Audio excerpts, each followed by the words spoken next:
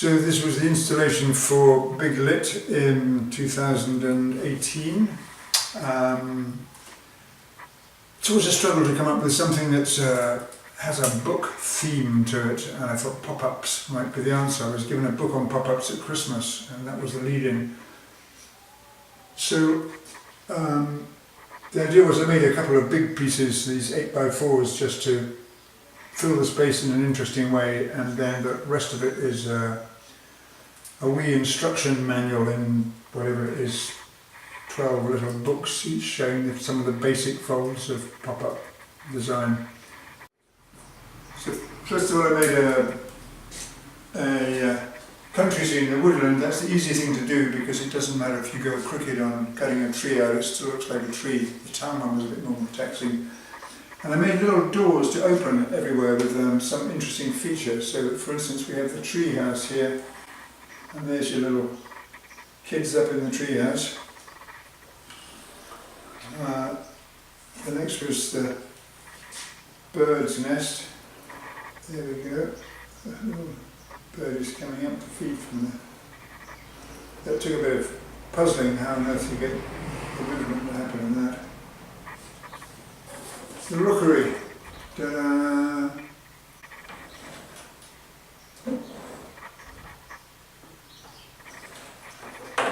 And the other one was the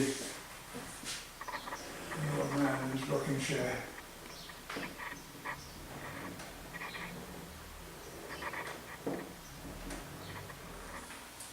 So this was the town scene.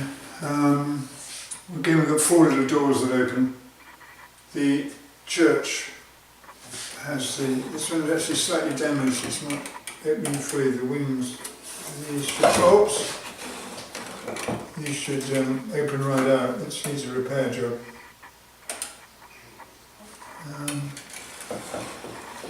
And then, rest in peace. See a little dagger coming out of his rib cage. And we've got the little market scene and all that. This end, we have well, I'll show you this one first. This was actually, at the time of making it, I was thinking of BT open reach and putting a wire down under the pipe down the road. Of course, it's not really like that. Anyway, and last but not least, this is the crane going up.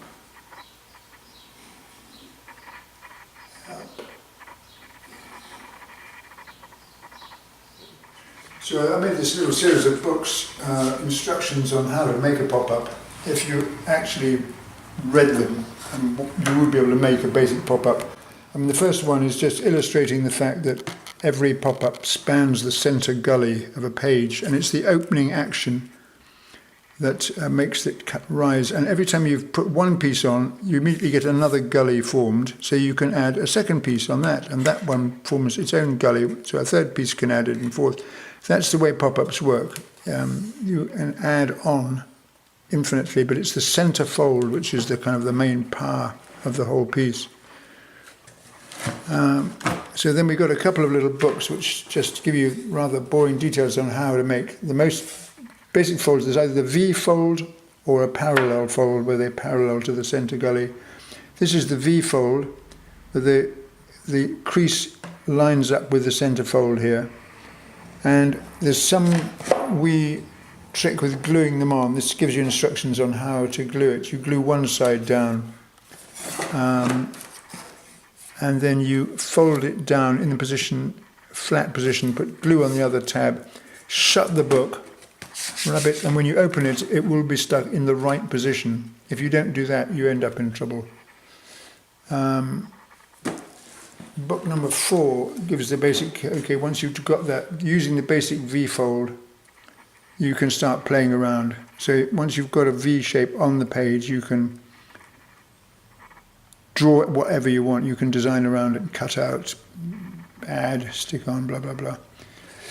A variation of the V-fold is what's called the pointed V-fold, where it comes straight to a point. That's used a lot for action, for motion. It's the surfaces move through quite a dramatic amount when you open the book. So it's used. So there we've got a little person who's just popping out. What was the next one? Oh, well, here we go. Just a little. This is very commonly done. It's one of the commonest little pop-up games, using a couple of V-folds set against each other, and that's a little, what they call a little parallel fold for the feet. So that's a wee illustration of that.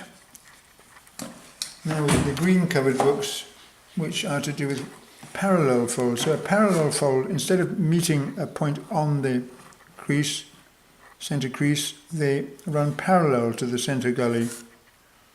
That's the basis of it. So that's the most basic parallel fold you can make. You've got some little people inside their tent. So this is another example of it, using the parallel fold. This is, they call, what do they call this? A rising plane, I think, or a floating plane, that's right. You're looking underneath there, you can see there's 3 of those little parallel folds working together to form a plane on the top, which you can then put what you want onto.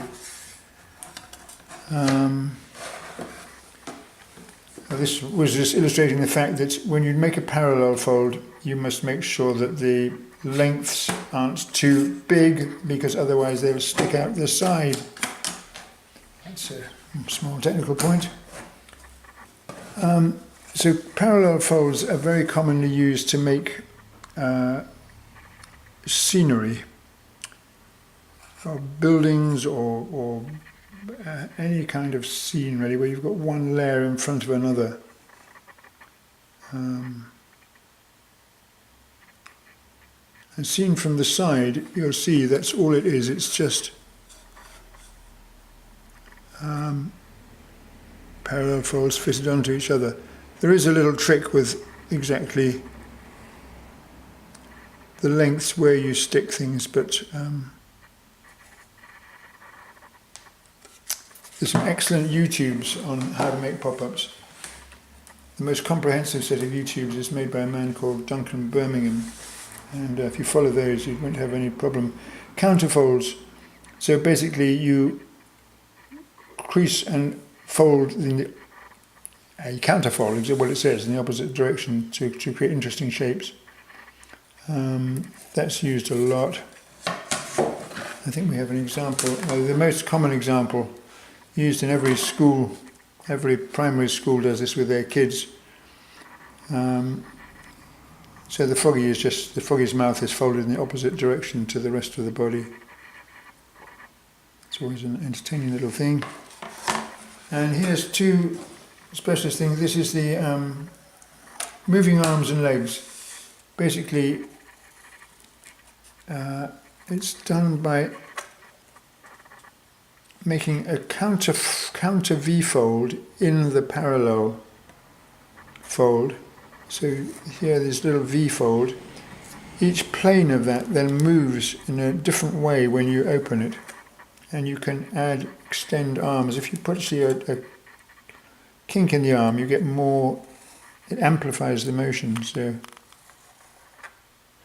and lastly, another wee example just to fill, there we go. It's quite, there you go. I mean, there's a lot more folds, but those are the most basic ones which you'll see in any pop-up book. And you can elaborate from there on.